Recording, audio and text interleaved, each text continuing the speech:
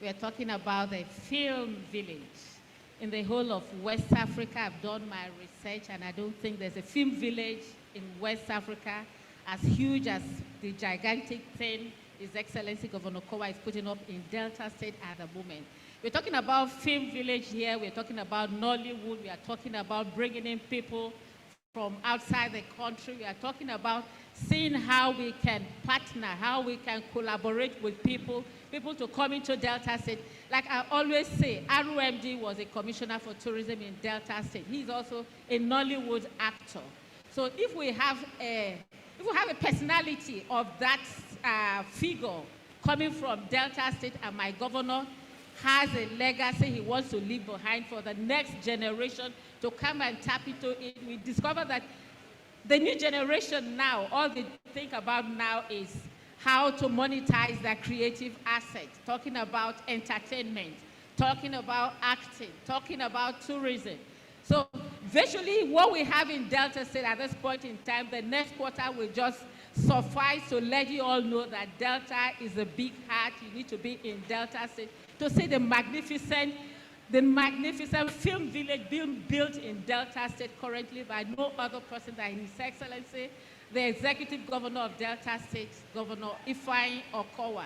So the Nollywood Film Village, I don't even call it Nollywood Film Village. The International Film Village in Delta State is something for you all to come and behold. We are expecting you. Thank you. Thank you so much, Honorable. First of all, before I come to you, sir, I'll apologize first. I've just been told that the representative of the Commissioner of Culture and Tourism for Ogun State is in the house. She's actually the Director of Tourism Development and Promotion, Mrs. Ronke Tokumbo Peters. Please come to the stage. I'm so sorry. I didn't know you were there. Is she? Please just come on board. Let's celebrate how she comes on board so that she can join us.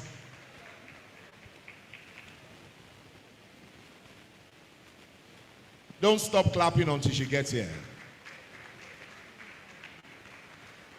You're welcome. Please.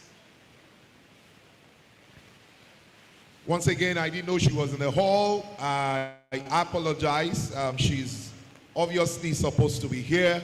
We're talking about Ogun State is one place that they also have. Okay, since we're taking the first question, so it's your time to take your first question. Please, can you just hand over the mic to her? Now, Olumo Rock is very popular. And I want to ask you, I'm putting you on a very tough spot right now. Are you comfortable with the value you're getting out of Olumo Rock the way it is right now? If not, what are the things you think or you have in plan that you want to do so that you can scale up the patronage, the numbers that come through to come see Olumo Rock? What are the things you think? Or we should stop talking about Olumo Rock. There are so-so places in Ogun State that your ministry is already working on, and they are going to be a better site that people can come and see. Thank you. I won't tell you to stop talking about Olumo Rock, because when you talk about Ogun State, you're talking about Olumo, be the cradle of the Egbas. And that what we've been doing, let me ask you a question. Yes, ma'am. When last have you been to Olumo Rock? I think 2 years ago when I took people there, that is the last time. I would be very frank, because I know some people are recording this. I was there 2 years ago. I took 4 people there. They came in from England, and I was so eager to take them to Olumo Rock. And you can continue with the rest, ma'am. Okay. Yes, ma'am. For the main entrance, that has been done. Okay. We now have 3 lanes to this side, 3 lanes to the other side. Okay. You can go there with heavy speed and turn. You can even spin if you like. You can do all kind of magic. Okay. On the road network to the place, that one has been done. And that was why I asked you the first question. When last have you been to the Olumo Rock? Good. And aside that, for Olumo Rock, we've done another facelift there concerning our gallery. We've worked on a gallery. We've worked on a contemporary gallery and historical gallery to add value to your money. At the same time, we are not increasing our rates. And even the easy access to climbing the rock, now our elevators are working, aside the third one anyway, and that will be fixed very, very soon. Also, we want to turn Olumoro around by constructing constructing straw huts inside Olumo so that you can have traditional games, you know, preserving our history of who we are as an Egba indigene and as Ogun State indigene. And whenever you come around, there you will now eat Ofada, you know, all our foods. When you're talking about our cuisines, it's only in Ogun State, you know now, that do have desserts and main course, the first course, second course, and third course. You can ask me, I'll tell you. So that you will be getting now from our Nokasi kitchen. We call our kitchen Nokasi. We don't use English name for our kitchen now. Now we call it Nokasi. All this, and you can get a very fresh palm wine over there, so you feel cool by the time you come down from the rock. You were all here. Yes. She publicly invited me to come and taste the food in Abeokuta. I'm going to take her on that, and I'm going to go to Abeokuta very soon, and she's going to treat me to the Ofada, the Ofada Lafu. Lafu. Yes, Ayamase sauce. Ayamase sauce. That goes with the Ofada. That goes with the Ofada. Yeah. All right, I'm going to take you on that. Now, I'm going to ask three of you the same question. I've already hinted him. He knows that what he wants to tell us right now is that one thing, that anytime you remember Cross River, you would always think of that thing, or is that thing that would draw you there. I also want you to think about that thing for Ogun State, Abeokuta. I want you to also think about that thing, Honorable, for Delta State. So you have the floor, Mr. John. Thank you very much. Permit me if I take a little bit more time to try to get into it. What I want you to remember when you come to Cross River State going forward is an ecotourism paradise. It's very important that we re-diversify the destination as we know it as Africa's largest street party, come and live and be at rest, most of the best cuisine in the country, the people are hospitable, we know. But what I need Nigerians to understand is that we're looking these days about conservation, we're trying to worry about climate change, and we need to understand that tourism is a consumer of resources. And as you're consuming these resources, you are generating a lot of carbon footprint. Going forward, we need to now start thinking about sustainable tourism development and how we apply that. In Cross River State, I like to think, and I say proudly, that we have the best ecotourism destination in Africa. This is on record. I'll tell you why. Cross River State has one of the only 25 biodiversity hotspots left in the world. We have one of the only 3 or 5 rainforests left in the world. And more than that, we have the world's rarest gorilla. It's called the Cross River gorilla, Gorilla Delhi. It's so critical that we don't even see the benefit of the resources that we have. I'll tell you a story. Our brothers in the East, in Rwanda, have a gorilla tracking program or project. You pay $1,500 to track a gorilla, right? They issue 96 gorilla tracking permits every day or so. They make something like $4.5 million from those permits alone. Those permits are often booked well in advance, right? And most times you go and track the gorilla, you may not see it. You may just see where it's been, the trail or something like that. That's $4.5 million alone. They've got a gorilla naming ceremony that generates X amount of money. You have not started talking about how much you're going to be getting from the hotels, from all these visitors. But this is just a gorilla. But we have the rarest gorilla in the world in Cross River State. These are verifiable. You can check. This is in addition to all the experiences that we have across the state, be it waterfalls, be it the Obudu Mountain Resort, be it Heritage, Mary Slessor, there's the monolith 6,000 years old. I can go on and on and on and on and on. But it's easy for us to not value what we have. And I'll put a lot of emphasis on the federal government here. Tourism is a generator of resources. A whole country can depend on tourism alone, right? And it's very experiential. When we have a federal government who, first of all, doesn't have the head of tourism in the Federal Executive Council, you are speaking volumes to everybody in the world. You are telling people that wait a minute, you're not taking tourism seriously. So this government has come not to criticize, but just to say we need to start taking what we have more seriously and creating and projecting the narrative that we want to see. Ghana did year of return some years ago and had created a narrative that states that most of the slaves that went through Africa to America came from Ghana. That was 18.1%. 30.1 came from the Bight of Biafra, which was in Cross River State. Now, if you do not take advantage of and create your narrative, somebody will tell it for you, and they will not tell it correctly. So if I'm coming to Cross River State, what should I remember? Right. Ecotourism. Ecotourism. Ecotourism. Okay. Experiential experience. Thank you so much. Honorable, if I'm coming to Delta State, what is that one thing, that selling product that you want to push out there? Look at festivals at this point in time. I had an eye-opener during the coronation of the Olu of Warri, and I discovered that it's beyond the human eye. Talking about festivals in Delta State, fortunately, I'm from a background where my mother is Chekiri and Urobo, and then my father is from Agbo. I've tasted the Agbo festivals, I've tasted the Urobo festivals, and then only recently I tasted the Chekiri festivals, and it blew my mind off. I was happy, just like you asked that question, how are we selling the festivals in Delta State? I, on a personal note, took it upon myself to go to Ode Shekiri, Big Worry, to cover that event. I'm glad to also let you know that that event, I have pushed it internationally. I've pushed it on YouTube. I also have a TV show in DBS where it will soon be coming up.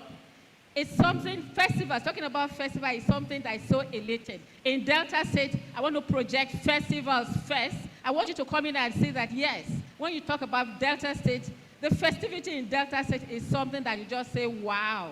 I don't know how else to expatiate on that. But one thing I also want to let you know is this legacy that the governor is also putting on ground is another niche we have carved out for Delta State. You discover that, Okay. You discover that virtually every film that is being acted these days, even from the East, they come to Delta State. I've seen several of them. They come to Delta State. Why? The scenic environment. The attractions we have in Delta State. If you watch your home videos, most of them are from Delta State. All right, so two things that you look out for when you go to Delta State is the international festival village. And the second thing is festivals. So if Delta State is planning to put a lot of value on their festivals, and you should look out for it, a lot of festival is coming on in Delta State. Ogun State, what is that thing we should look out for when we're coming to Ogun State? When coming to Ogun State, you know one thing, Ogun State is known for the African Drum Festival. Oh, COVID-19 debarred from organizing it last year and this year. But I want everybody to look out for and watch out for African Drum Festival coming up next year. By His grace, we will not experience COVID-19, and that, you know, that one is big for everybody to see. And aside that, we have our festivals, our major festivals, like what's the second one? What did you call the second one? Flamingo festivals. We are having a Kesson Festival now. On Saturday will be the grand finale. We've started a week long. We started on Monday, I think, on Monday, and that will be ending. The grand finale will be tomorrow, Saturday, yes, on Saturday, where you have the display of it. You know, when it comes to Ikperu Remo, well, yes, Lagos State do celebrate your festival, but you know, is back to the basis in Ogun State, and Ikperu Remo is known for that. So you have Eyo groove, even the graveyard of Eyo, the man Eyo was a native of Ikperu Remo. Oh, that's and he died there. Oh. We have the burial site there. So we are celebrating the Akeson festival. We call it Akeson Bale Oja, and that is where our governor comes from. So lots of festivals we do as, celebrating Ogun State, Ojujoba, and the rest of it. Another thing that I want you to watch out for is, do you know that we still have trade by barter market? Oh, where? In the Makomi. Makomi, that is a community around the Ijebu waterside, where we're still practicing trade by barter. The market is still there. Come over to Makomi and you will see how we trade and preserve our history. In Ogun State, we love preserving history a lot. We preserve our monuments, historical monuments. We preserve our culture. We cherish our culture a lot. You will see me in Adire, and watch out, it's online. Ogun Digital Adire Digital Market. You don't have to come to Ogun State straight away to come and buy your Adire. You can go online, and your Adire will be delivered by your doorstep. No, I will come. Don't worry. I will not buy them. Don't worry. When you come, you know I'm coming to eat rice. Yeah, definitely. You call it ofada. Ofada. Okay. Ofada. Distinguished ladies and gentlemen, please help me. Sorry, ma. Time. Let's celebrate these great people. Cross River State, Delta, and Ogun State. Thank you so much. Thank you so much for coming. Thank you. I appreciate you. Thank you. Thank you. Thank you so much. Thank you. Now, we want to go into the next session. The next session is a very, very interesting session. I'm told that we have Mr. Obong E. Obong, the Assistant Conservator General, Ecotourism and Publicity for the National Park Service in the House. Please, sir, can you just come up here?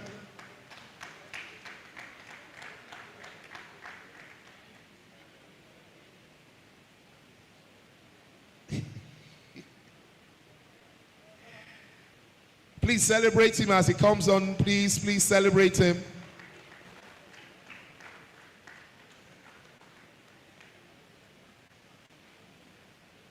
Please come, sir. Come take your seat, sir.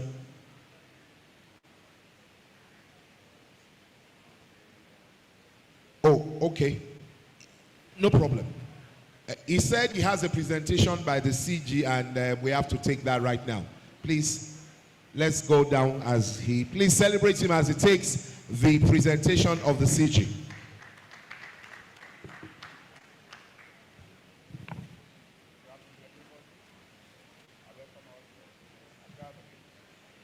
My name is Abong Ebonom Abong, not Obong as I heard. Please, it's Abong, A-B-O-N-G, yes. You can see all my press. And as I said, I am here representing the Conservator General of National Park Service, Dr. Ibrahim Musa Goni, who is unable to be here in person himself. As you know, or you may have heard, the Minister of Environment recently, the minister was moved to the Minister of Agriculture.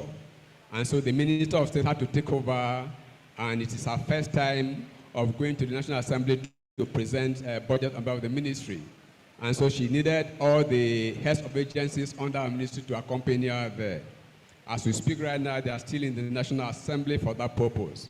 So my CG sent his apologies for not being here in person. But they have sent me that I should represent him, and he gave me this message, a welcome message to all of us. So I will just try to do that, and along the line I can interject to say one or two things.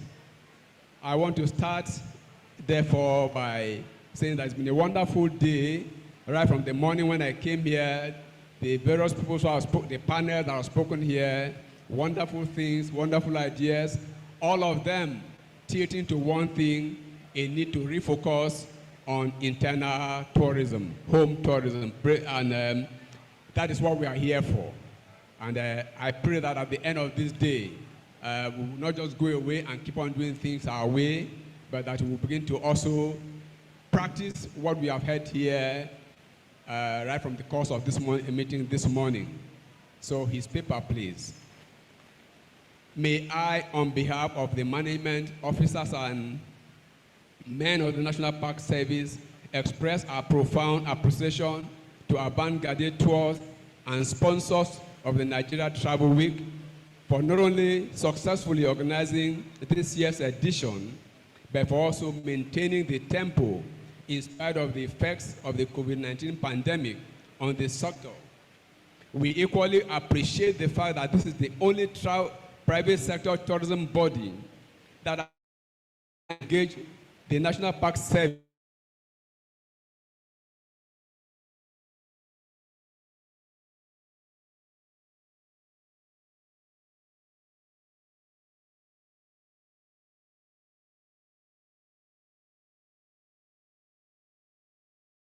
commitment and true friendship, not only to the National Park Service, but as a flagship custodian of the nation's ecotourism assets, but shows your earnest desire to transform Nigeria's vast tourism potentials into a growing financial concern that will be beneficial to all. Permit me also to appreciate all the VIPs here present and other stakeholders for participating in this Travel Week event, and more importantly, for gracing this stakeholders forum. Thank you for coming, please. We are grateful that you are here, because we are not here, we'll be speaking to an empty hall. Tourism across the globe remains an important business, a veritable tool for economic transformation and sustainable development of many nations. The sector has contributed and impacted significantly on the gross domestic product of many countries in Africa and beyond. The narrative in Nigeria has, however, been somewhat abysmal in spite of all the laudable policies made by different governments at different times across the Nigerian space to woo tourism as the preferred sector that can change the economy. Insecurity, worsening economic climate, shrinking biodiversity, low internal marketing of improvidence have been contributory to Nigeria's low performance in the sector. The glitch caused by the coronavirus pandemic has additionally fueled to worsen the outlook of tourism in recent times in Nigeria. It has therefore become compelling that the industry must painstakingly make efforts to reinvent and invigorate tourism in the country. Pandemic has come maybe to stay, and because of that, people are no longer traveling outside too much. We need to make change by ourselves. A fresh start for Tourism 2.0, the theme for the 2021 Nigeria Travel Week is both intellectual and practical, as it recognizes the disruption suffered by the sector and makes bold the need to articulate a new blueprint that will reject and mainstream tourism into our national economic life. A fresh start connotes a time to take a look at the critical factors that will leverage the industry back into the annals of national discourse. The last people that sat here, they said much. What is their dream going forward? A time to look inward and take advantage of the awesome tourism potentials our country is blessed with. We are a very, very rich nation ahead of cultural things. I was happy to hear the man from Cross River talking about the Cross River gorilla. Incidentally, I am a Cross Riverian, and incidentally, we have a national park in that sector also. So ecotourism is the place to go. As we are going down, you'll hear it in this paper. It is a time to redefine our roles as industry players by appreciating and protecting our natural and cultural assets as a mainstay of our national tourism assets, with potentials to change the narrative of the contributions of the industry to national development. About some years ago, the United Nations even took steps and said they should do what they call satellite accounts. I don't know where that matter ended, but we have a good thing so that we know what is it that tourism is contributing, how much is coming into the national coffers through tourism. That project needs to be revisited.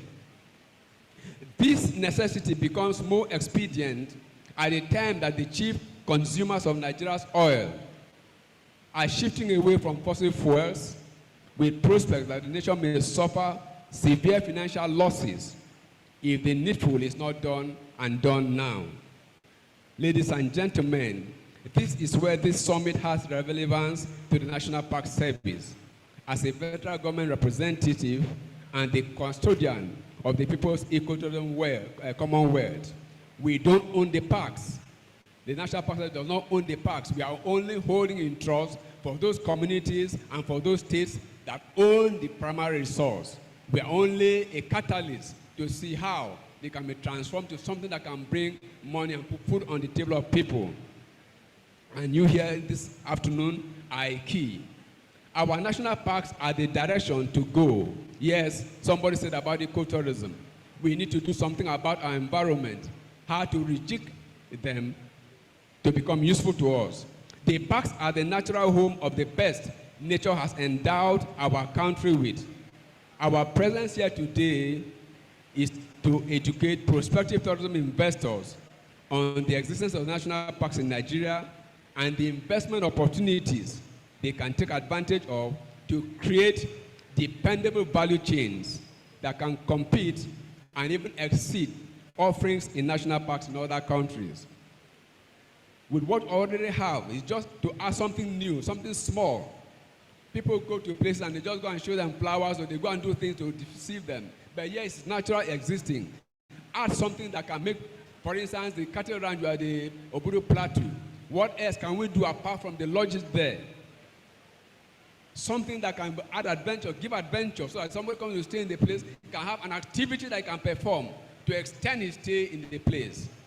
That will help to increase patronage. The national parks. The Nigerian National Park Service is a paramilitary agency under the Federal Ministry of Environment, established through Decree 46 of 1999, now Act 46 of the same year. The policy thrust of the service is to provide national security first and foremost, conserve, manage, and regulate the sustainable use of the diverse natural and cultural resources which abound within the national parks for our national development. National parks play immense roles in medicine, in research, in education, agriculture, spiritualism, tourism, and are a critical component in the achievement of the Sustainable Development Goals. And many of these goals are fulfilled through the National Park Service. Our mission is to deploy human, material, and financial technologies for the protection, regulation, and development of our national parks, for the conservation of the pristine ecosystems they contain, and to provide complementary products that meet the aspirations of nature lovers, stand out the service as a citadel of ecotourism and a veritable tool for national development. Progressive effort is being made in this direction to see how this can come to pass. The National Park Service currently has 7 national parks spread across the different ecological zones of this country, except the marine ecosystem. These parks account for about 22,000 square kilometers, or 2.5% of Nigeria's land area. These parks include Chad Basin National Park, Cross River National Park in Cross River State, Gashaka Gumti in Taraba State, Kanjile National Park in Niger State and Kwara State, Odoye National Park in Oyo State, Kamuku National Park in Kaduna State, and then Okomu National Park in Edo State. These parks are rich in natural and cultural resources such as lush, evergreen cloud forests, rainforests, golden sand dunes, enthralling desert oases, spectacular mountain splendors, sparkling crystal clear springs, scenic plains, endless enchanting coastlines and seascapes, and wetlands, complemented by rich biodiversity. He mentioned the Cross River gorilla, Gorilla Daily. It is found only in Cross River State. It is something to be proud about. The Badamalimbe is also another bird that is found only in Nigeria. He failed to mention the red bare-headed rockfowl, also found only in Cross River State. So these are rare species that can make us proud, that can make us sellable. Fascinating cultural, historical, and archaeological sites and serene park lodges. All of these hold great potential for ecotourism development in Nigeria. Recently, the federal government under President Muhammadu Buhari, GCFR, approved the creation of 10 additional national parks in the country, thereby widening the prospects and scope of ecotourism practice in the country. This singular development has made the service an important emerging destination of choice for tourism in the country and degraded all excuses for emphasis on urban tourism in the country. Ladies and gentlemen, permit me to bring to your attention the fact that National Park Service governing law is undergoing review. It has passed second reading of that review. We are looking forward to it entering a third reading so that it can make something better for us. This will make our national parks even more tourism friendly and enable the service to deliver almost seamlessly more and better visitor-oriented programs. In the old law, there's no mention of the word tourism since 1991. Tourism is never mentioned anywhere in that law. And because of that, subsequent governments have been questioning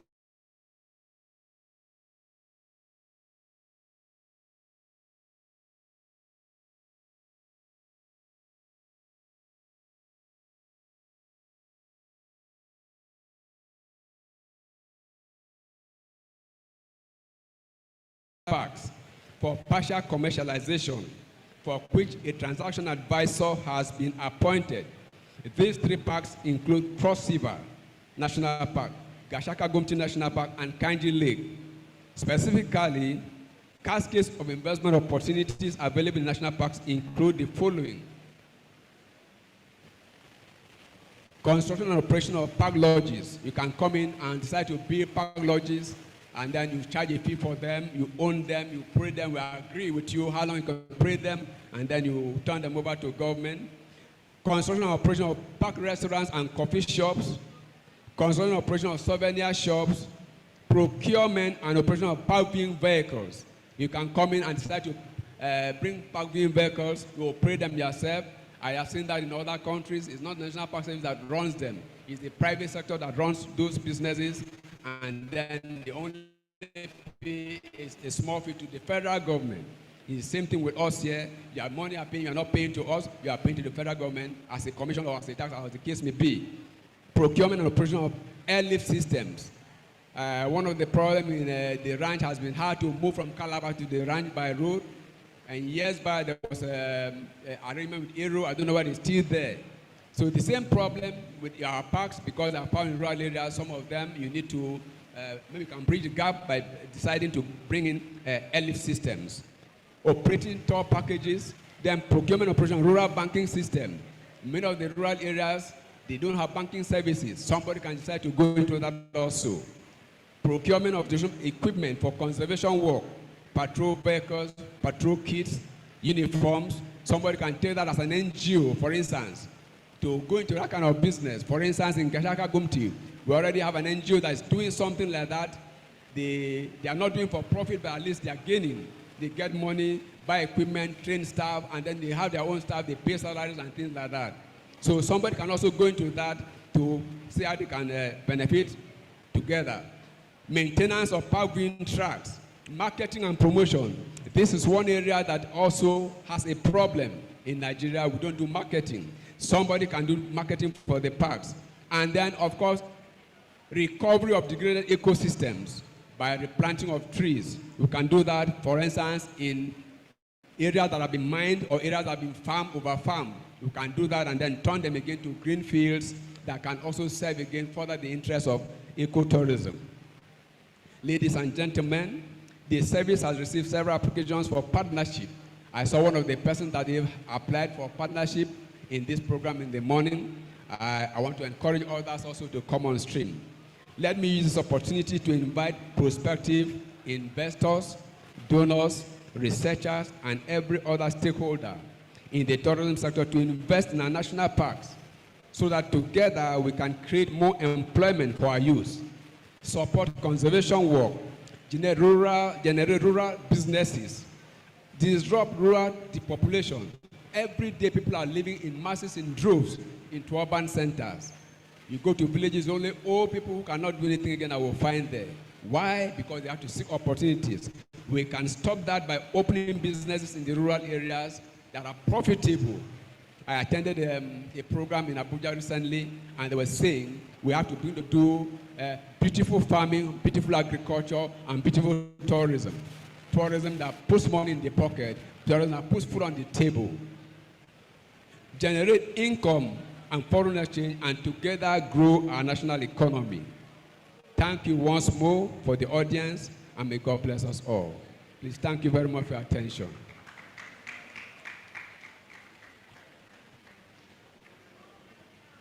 Thank you very much. Let's celebrate our national park one more time. Thank you. Thank you so, so much. Okay, we are going into the last session for the day. So I want to beg you to please wait around and enjoy this very sumptuous last meal that we are serving you now. We are going to be taking a session that is titled Building Nigeria's Tourism Value Chain. Every component matters. The essence is to ensure that we look at different products, and we believe that as we go through this together, you and I will learn one or two things that will help us to be better tourism practitioners that we already have. Without further ado, I'd like to invite the representative of the chairman of Airpeace to come join us on this podium right now, Mr. Adekunle Alero. Let's clap for him and celebrate him as he comes on board. Is representing the chairman of Airpeace. We're going to be looking at these products individually, and I believe, take any seat, sir. Please have your seat. Thank you for coming. It also gives me great pleasure to invite to the stage the founder of Ibaje, Obi Asika. Is he around? Obi Asika, is he? Okay, he's online. Okay, he's going to be joining us online. I would also, is Moyo around? Not here yet. My sister.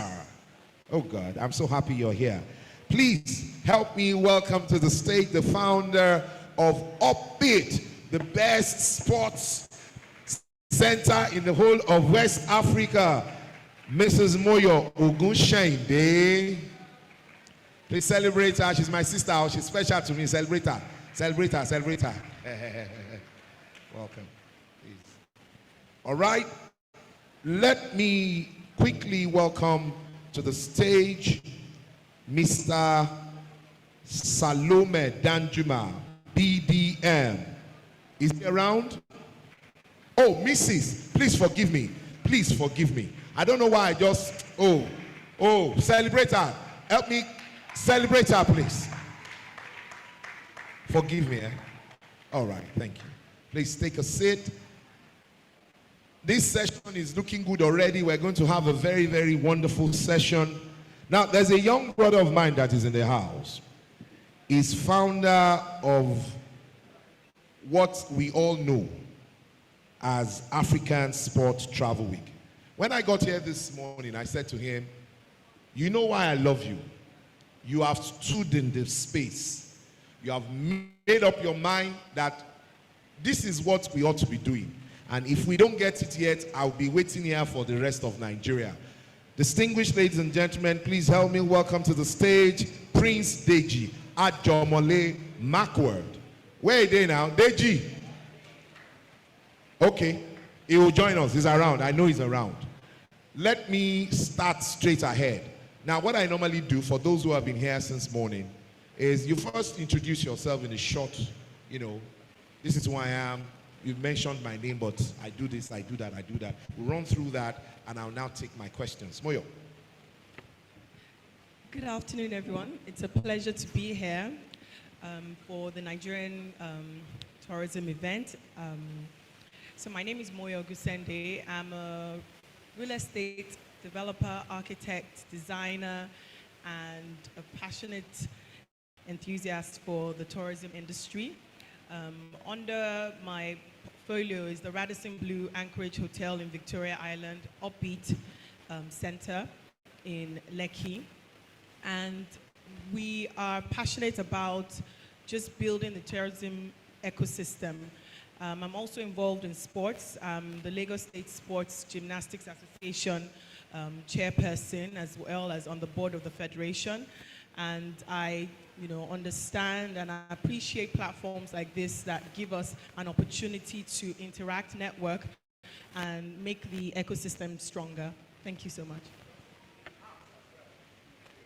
Yeah, I'm a designer, so, as you can see. Thank you.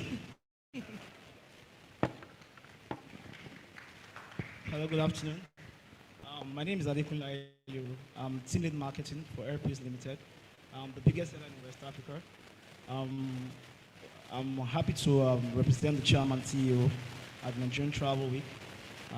I really appreciate this opportunity given to us to also tell our prospective customers, our prospective target audience, how we've been flying the skies for 7 years, and now we also want to extend our wings to other parts of Africa.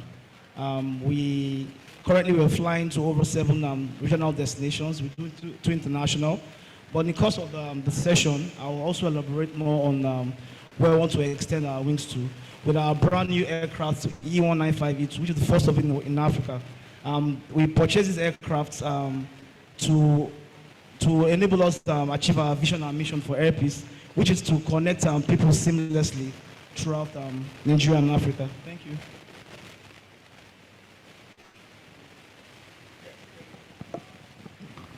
Good afternoon. My name is Salome, and I'm the Business Development Manager for the Wheatbaker Lagos Hotel in Ikoyi. Thank you. Thank you very much. Did you introduce yourself? Okay. I'm Prince Deji Ajoma. I'm the founder of African Sports Tourism. Yes, is the founder of African Tourism Week. I'll start from you.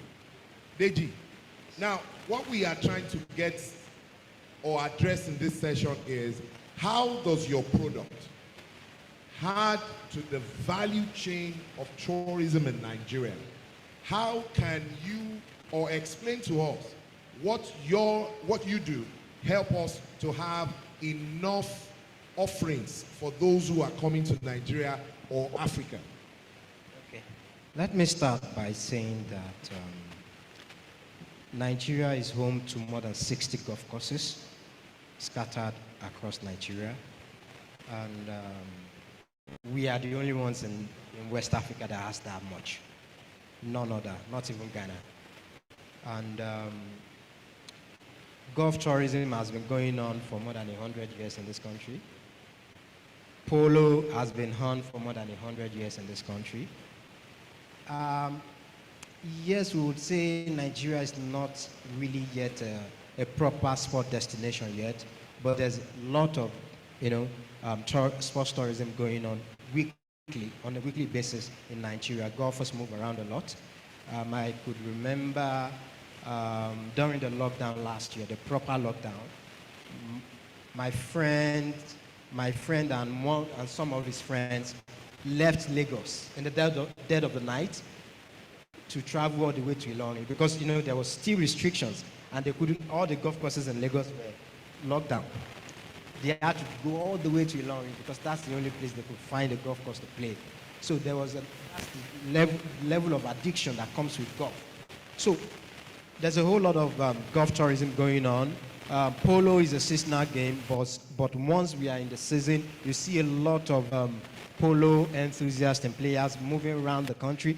Some of them can be out who can be away from their home for as much as 6 weeks, from one polo club to the other. So there's a whole lot of sports tourism going on. However, like I always say, sports tourism strategy is not a plug-and-play gadget. In other words, it's something we need to be deliberate about. It's something we need to be intentional about. So it's not enough for us to have all these things. And above all, we have the population. We have the population. If only 10% of Nigerians are very much active in sports tourism, our tourism industry will be better for it. We have the population for it. Thank you so much. You were here in the other session because I saw you. Now, if you recall, one of the things that was said was that it seemed that Nigeria is not putting forward its products enough. The offerings are not out there enough. How, in your own explanation or what you do, will you be able to help us in Nigeria to put what you do more forward so that people who are out there would come to Nigeria just because they want to come and do business with you? Thank you. I feel like the conversation, especially with the music industry and the arts and our fashion, are a good tool to attract people.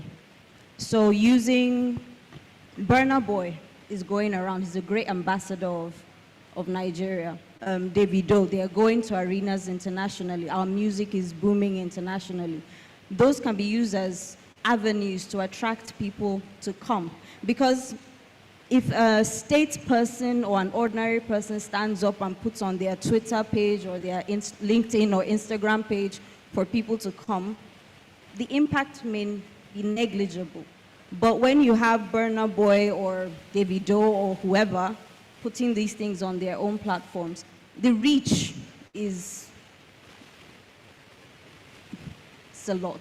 I mean, Davido put a post up, and Wema Bank and everything that goes with it. So those people have that strength of market. Don't talk about that 10 million thing, or you start to make me start to think now.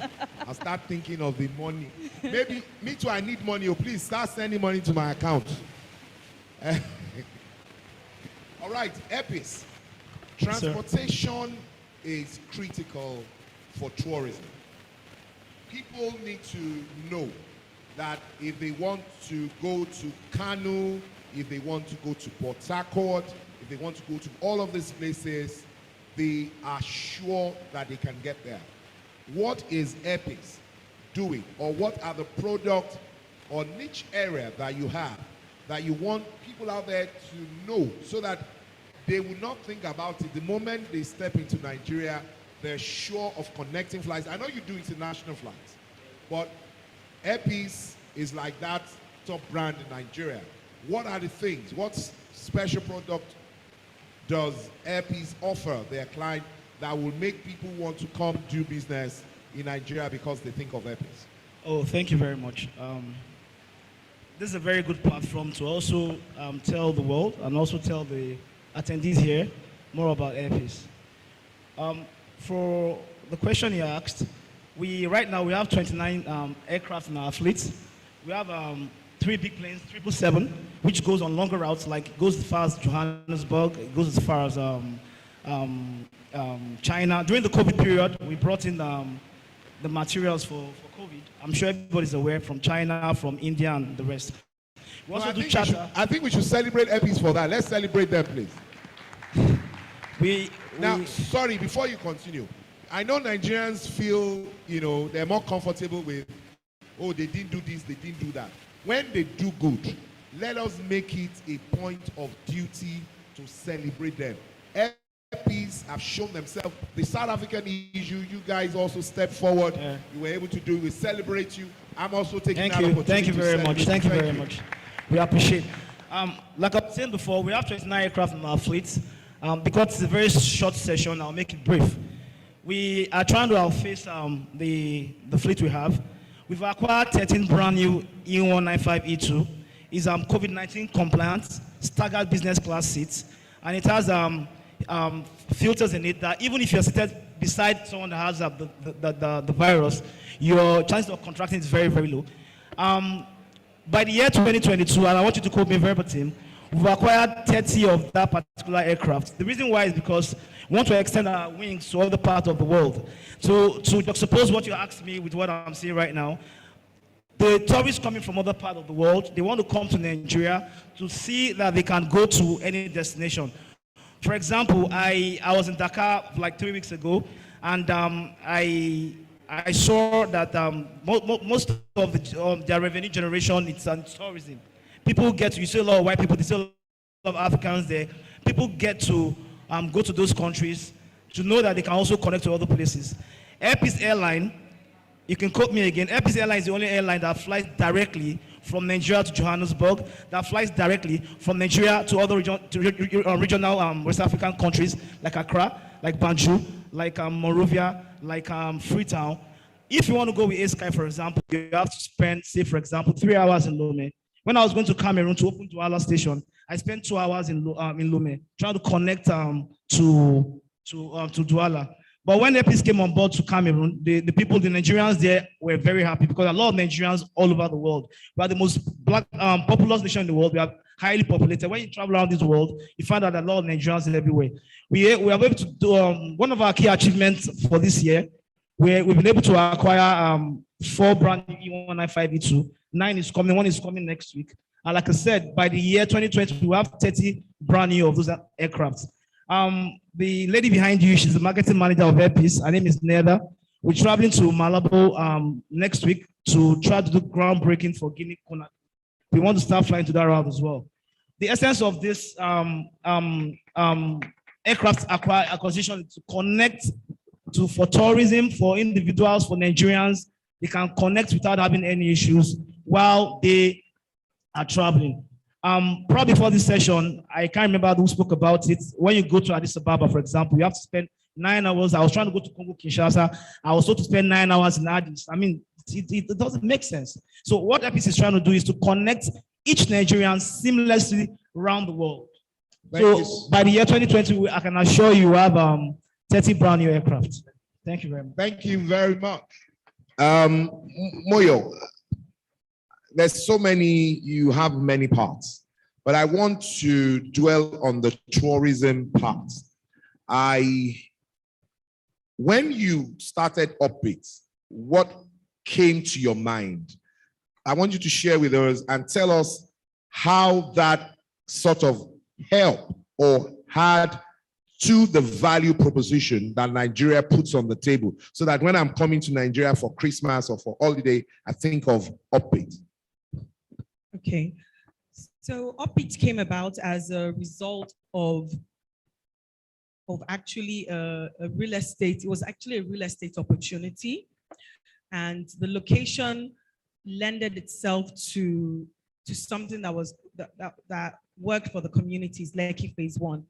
At that point in time, we needed to do something. You say every opportunity, everything that seems like it's not positive. We needed to do something really quickly to that space.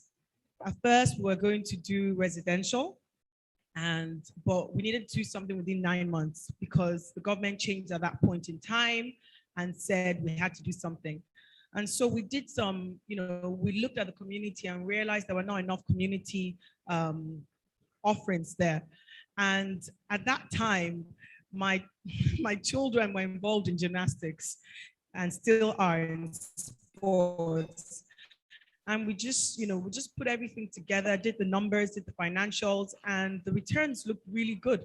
And so we came up with a product, and what better name than Upbeat, because we needed it to be something engaging for the youth. I'm so sorry, there's something that's something upbeat. Don't worry. So we needed something that was very engaging for the youth and for the community. So that's how it came about. We came up with this name, Upbeat. I think our experience as a real estate development company with the right location in place, as well as our background in hospitality, because we also have Radisson Blue Anchorage as one of our brands, made it possible for us to have all the necessary ingredients to create a travel brand, an entertainment brand, which is once you were able to ideate, we're able to execute, we're also able to operate. Being able to do all those three things, it's not easy, but that is one of the value proposition any tourism business should offer, the ability to obviously, innovate, ideate, execute, and operate, given service that was not existing before. In that area, we didn't have we had some children's facility and family facilities, but having something that was run at that level, professional level, was missing. And so we just walked into that gap, and now we're able to be a community center where the youth would, hang around in malls. Now they're able to hang out in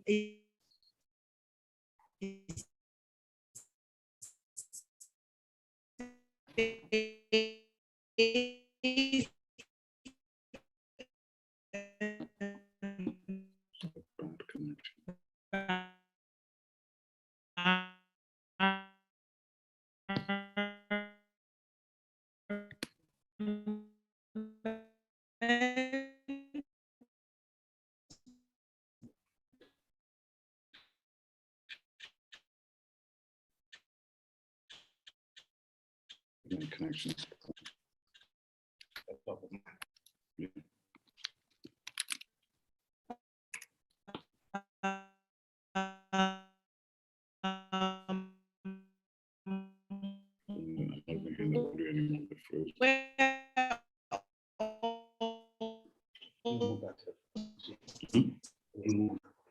Will you not be too far away from mine? Yeah, this might get the signal better.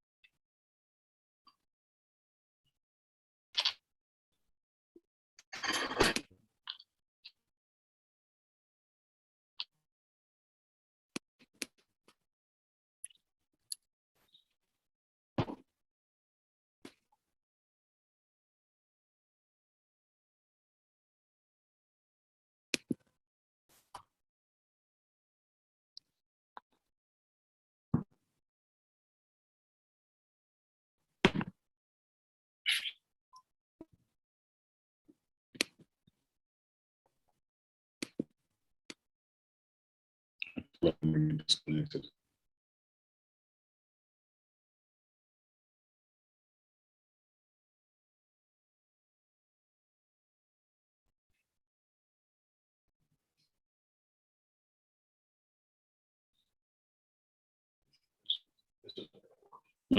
This isn't going to work for you. It's too small, right? No, it's not. The network. Yeah, so I'm not be off. I'm still connected, but let me even reconnect.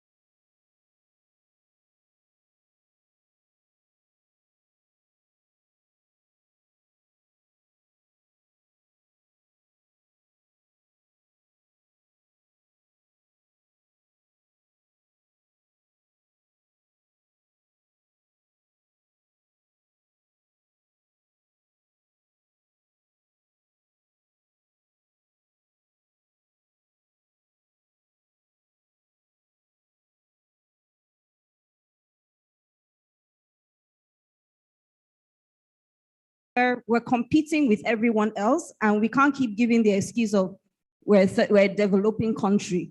It doesn't work anymore. We are educated, brilliant, beautiful people, and we're all over the world.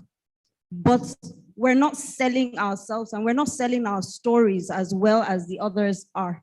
So one of the best things we could do is really leverage technology, and I feel we'll have great opportunities ahead of us. Celebrate Salome Danjuma. Please celebrate her. That's really nice.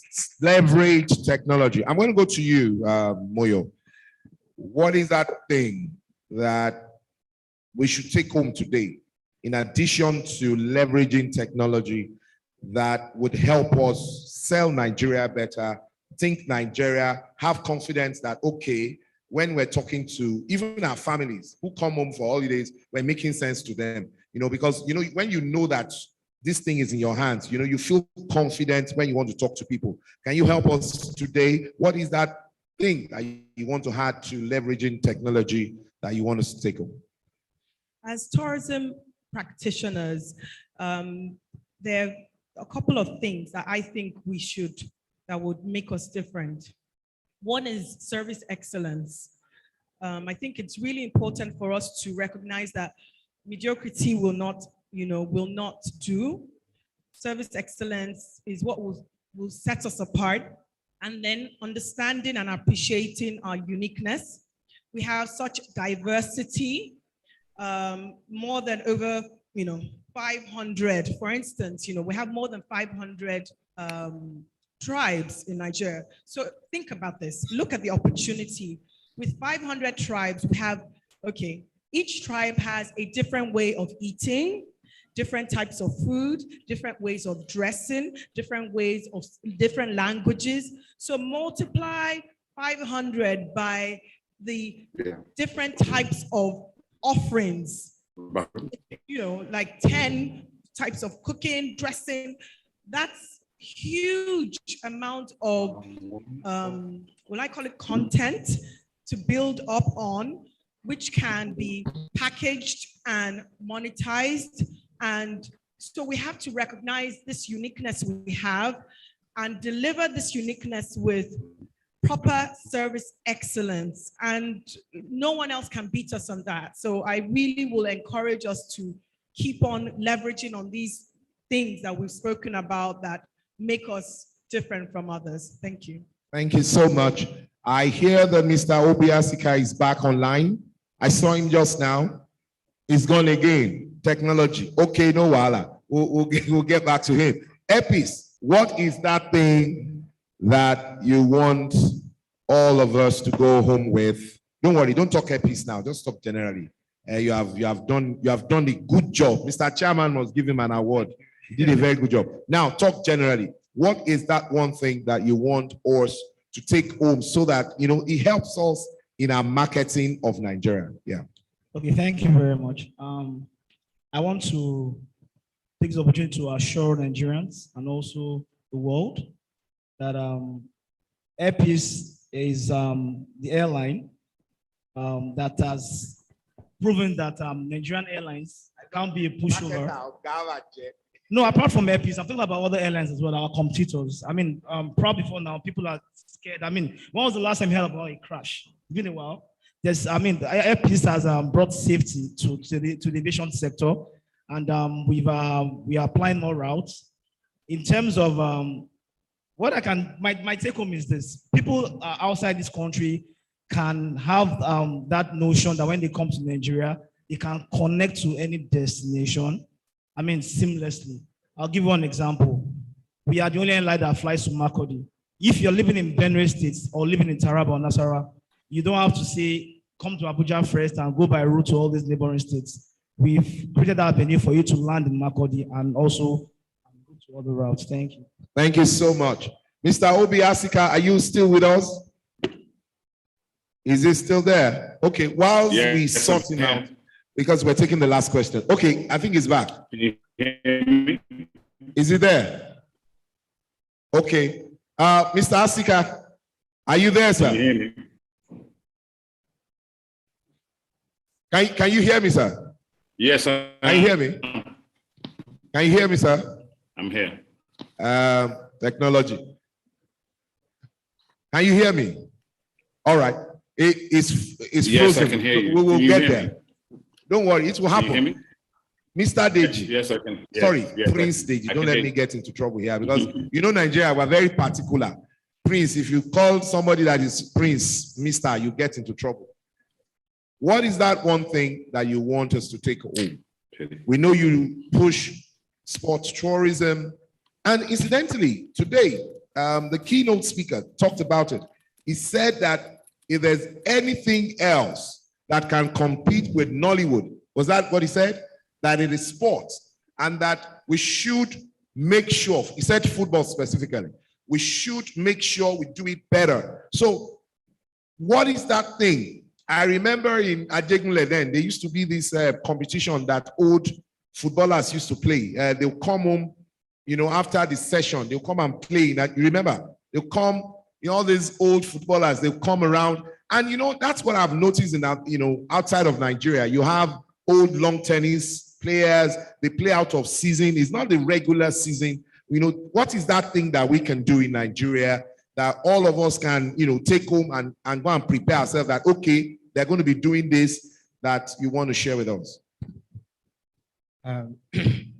This is to the administrators. I hope they're still here.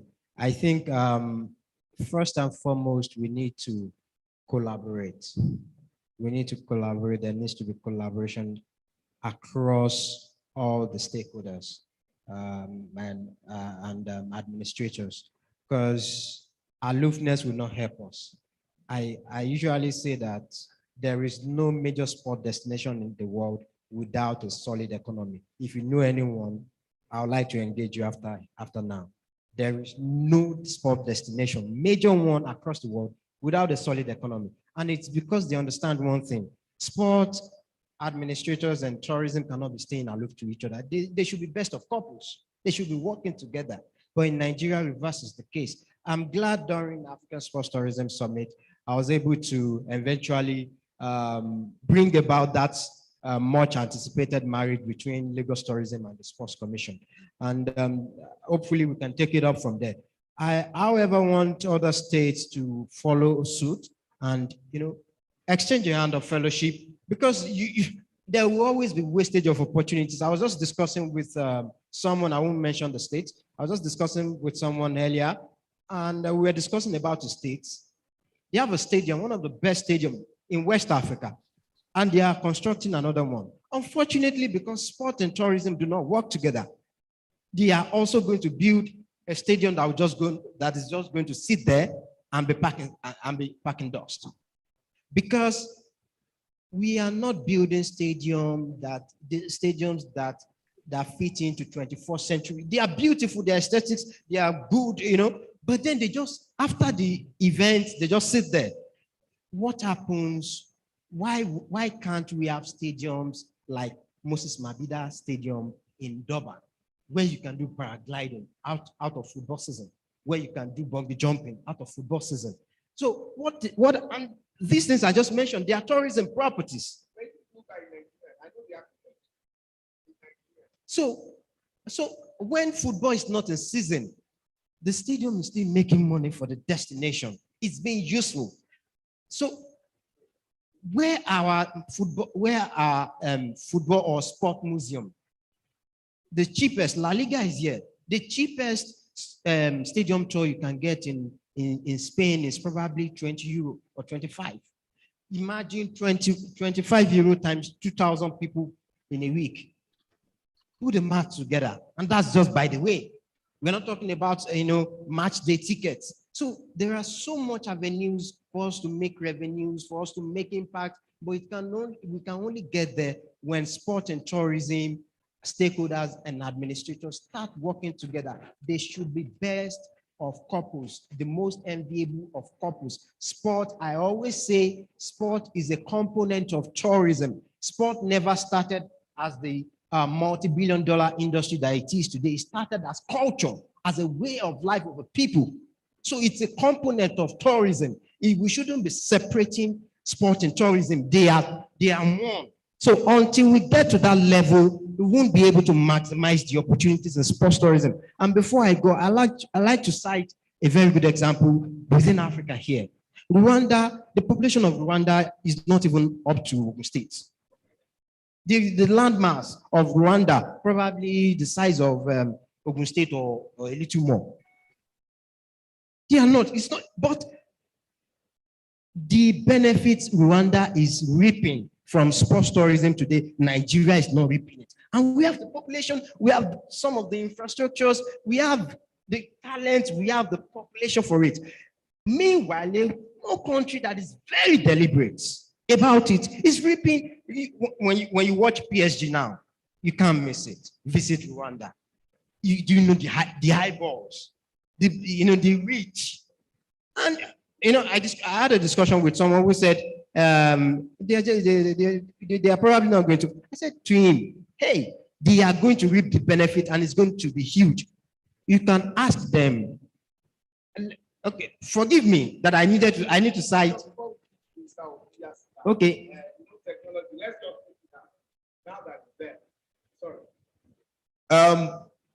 Mr. Obiasika. Yeah. Are you with us now? Yes, I've been here since listening. Can you hear me? Okay, you're with us. Fantastic. Now, what we're talking about is products of tourism in Nigeria. I know you're into entertainment, you're into a lot of wonderful things that we see as top products for tourism in Nigeria. Please talk to us. What are the things that you are offering that Nigerians all over the world would always look forward to, whether they're coming for Easter, they're coming for Christmas, that they want, that you would say to them, this is the reason why you should come back home and you're going to have a great time? Did you hear my question? Can you hear me? Yeah, I heard you. Can you hear me? Okay. Can you hear me? Are you hearing me? Yes, we can. Okay, great. We can. First of all, good afternoon to everybody. Sorry, I'm not there personally. And greetings to my sister Moyo, who's there with you. Just to say, I think the first thing is Moyo already touched on it. Nigeria is a land of incredible diversity that has flora and fauna, first of all. I mean, a lot of times, if you look at Nigeria and any country in the world, if you look at Kenya, you look at South Africa, the countries on the continent that have already sorted out their tourism, you will find that the reasons why they have those visits, we have all those things in Nigeria, we just haven't invested in them. So we have the natural resorts, we have the savanna, we have the rainforest, we have 1,400 kilometers of virgin beach that is basically undeveloped for the last 500 years. So when you talk about tourism, I think the first thing you have to talk about also is security. So we have to sort out our internal security issues so that we can actually enjoy our environment and engage our environment. There's cultural tourism. Nigeria probably has more cultural festivals than any other country in the world. Nigeria probably has more dances than any other country in the world. Nigeria probably has more fashion and hairstyles than any other country in the world. So when you map our original culture and our destinations with our actual pop culture, from Afrobeats, the Nigerian comedy scene, the Nollywood environment, and you bring them all together with our joy of life and the way in which we party, if you're in Europe, you will know that Ibiza is a country, the entire place is built just on parties. There are places in Lagos, like Owerri, like Port Harcourt, that and actually do exactly the same thing in the West African zone. So I think not everybody has to do the same thing, and everybody has an opportunity to be enormous. If you look at what Cross River has done for the last 15 years with the Calabar Carnival, that has been absolutely enormous. That's had a huge impact, both in the local economy, the domestic economy, and in opportunities for stakeholders, for promoters, for performers. And the thing about Nigeria is about building the ecosystem. So I agree with what the gentleman was saying about sports. Sports is an enormous enabler of tourism everywhere. But the first thing is you have to be able to see the value in it to invest in it, right? So in Nigeria, I think a lot of people don't see the value in themselves and in their environment. And maybe that's why we're not being able to invest in our tourism. Because if you actually look at Nigeria, something like 100 million Nigerians move over 100 kilometers per annum. And in any other country in the world, that's actually a basic definition for tourism. When you move more than 100 miles from your zone, you're actually a tourist. So we are constantly moving in a very diverse environment with enormous cultural and incredible monuments. So the thing about it sometimes is it's like when you're sitting in traffic, you have to go maybe 30 feet above the traffic to see what you really have in front of you. So sometimes I think in Nigeria, we need to sort of step back take a helicopter view and understand the opportunity that lies in front of us. If South Africa sees 5 to 7 million tourists every Christmas who are coming into the Southern Hemisphere for the summer, Nigeria could easily see the same thing. But you have to have the logistics, you have to have the airport that can accommodate all those kind of planes. You have to be able to actually manage these people. You have to develop a hospitality culture. You know, so it's an ecosystem of things that have to happen. And I think, to be honest, most of these things have to be private sector driven. Okay? I think when you sit back and you rely on government and you wait on government, you end up at any level in this country and ever. So I don't think there's any point. Government is good for policy and government is good to sort of give a direction. But what we need is the private sector, businesses, the bankers, investors to actually invest in a connected ecosystem that can give everybody the opportunity to grow. Lagos itself could actually just be the party center of Africa if it focused on just that singular thing. You know, develop the beaches, knock out all the lounges, create that opportunity, create that 24/7 economy, which we already have because of traffic, but just open it up. So I'm looking forward to seeing what happens when the blue line and the red line comes on, because all these things, people taking the train is already a way of tourism. It's a way of, you can live outside Lagos and work in Lagos. And these are all the kind of things we need to see to happen so that all of us can see our country. Our country is enormous. Most Nigerians do not know Nigeria. They don't know anything about themselves. And that is part of the reason why we're still being negative about ourselves. Anybody else who's not Nigerian that comes here is always amazed at what they engage. And we take it for granted. So maybe I would start with saying that the real opportunity has always been within us and the real opportunity is us, but you have to be able to see it to take advantage of it. I hope that's helpful. So I can't hear you. Yeah, what exactly, Okay. what do you do now? Because I know you used to be, you know, Hello? entertainment and all that. Did you hear what I said? Oh, we're still, yeah, I heard a little bit. I didn't hear you. So what do we do now? Yeah. Oh, we still do the same thing. We're still doing entertainment. We're still doing entertainment. We're still doing culture, new media and technology. So I work in all those spaces, and my work is always about the same thing. It's about converging our culture and bringing it onto new platforms to give opportunities to our talents. That's really what I've been doing all my life. We bring talent to the fore, we discover talent, and we bring them and we give them opportunities across many different spaces, from sports to music, to entertainment, to television, to live events, technology as well. So, I mean, I was fascinated listening to him talking about sports. You know, I was privileged to be the executive event producer for Nigeria 99, 21 years ago. And that was the biggest sports event this country has yet held. We had 1 million spectators. We had 24 teams, the FIFA Junior World Cup, the second biggest FIFA tournament. And, you know, there were a lot of learnings from that, you know, but the thing about it is, have those learnings been taken on board? Have we built our football based on those things? You know, do we have full stadiums? Do we have merchandise? Do we have all these things coming out and giving opportunities to people to build a football ecosystem? Because what we have to look at is these things, sports and all these things are businesses. They're not the construct of the 70s and the 60s. It's not government. You have to develop them as businesses and give them the opportunity to grow. So the ecosystem, which involves sports and schools and amateur sports and then professional sports, and that gives the opportunity for tourism, because tourism happens when you build value. So thank you so much for 100,000 technology. Don't worry, we'll get it. We're very near there. Distinguished ladies and gentlemen, please help me celebrate these people. We really appreciate the fact that you were able to spend time with us today and share your thoughts with us. We've learned a lot. Me, I've learned a lot. Thank you so much. Appreciate it. Please, as they go back to their seats. Thank you. The things that there's a road. Okay, let me thank everyone who've been here today.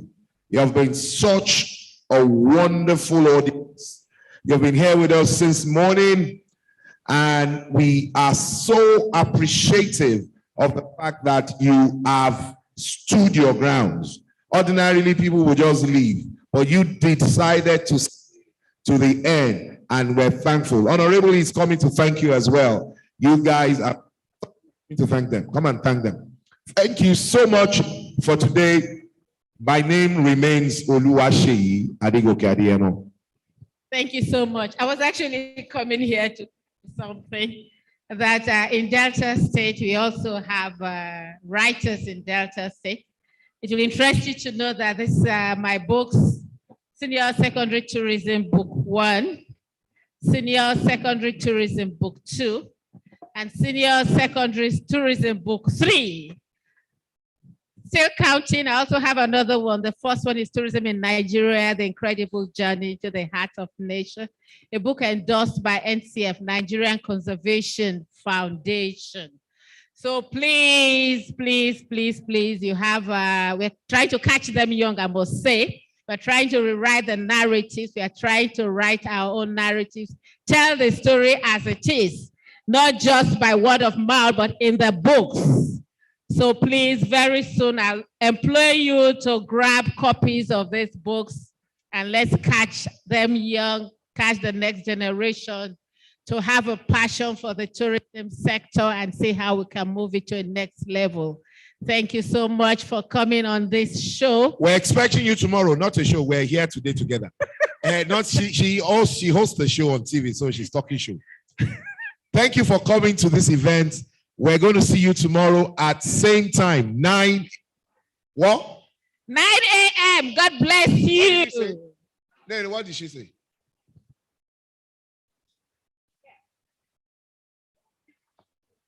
I thought you said you do the raffle tomorrow.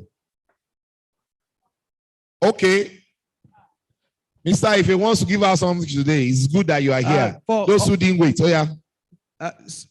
Good evening, everyone. So quickly, those of you with your cards, just put them in those bags and we'll do a raffle now. So it's going to be 3 nights in Akure for the Ondo Auto Rally. That usually holds during Easter. I'm sure you saw those beautiful cars out there. So if you want to experience it, you see those cars running the streets. It starts right from the front of the governor's office. And you also have the off-road races, which run in the golf course at La.